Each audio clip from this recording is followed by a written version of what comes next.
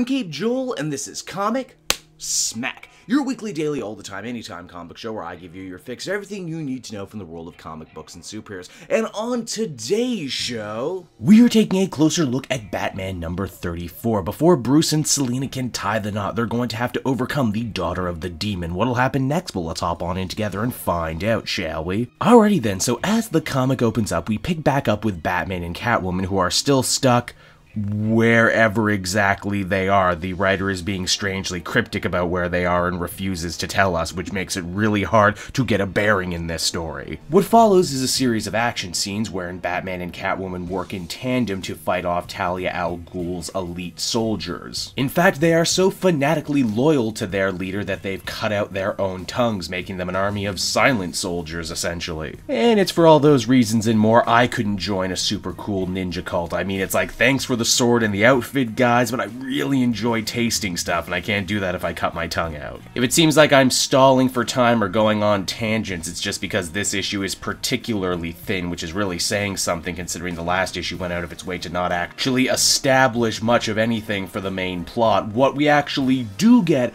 of plot actually involves Damian Wayne and Dick Grayson trying to get into wherever it is Batman and Catwoman are. Superman, of all people, is there to stop them because the Justice League and the UN have some sort of understanding with this place, wherever it is, and again, no one asks the question why. This is actually probably my favorite scene in the whole book, because for a second you think Damian is going to go against Superman's wishes and just barge inside there, but instead he decides to listen to him and Dick and just wait the whole thing out. Showing in a subtle way that he's actually grown as a character and that he's not nearly as rash or impulsive as he used to be, as he's willing to listen to his elders for once. Now back at the fight, Talia Al Ghul finally decides to show up, fashionably late as always, isn't she? Apparently those foot soldiers were never meant to kill our heroes, they were only meant to tire them out. She makes short work of the tired Batman, cutting him to ribbons with her sword, but we do actually finally for once figure out something important, and that is maybe, possibly why Batman and Catwoman are there. They're looking for Holly Robinson, Selina's old ward, the one who killed 237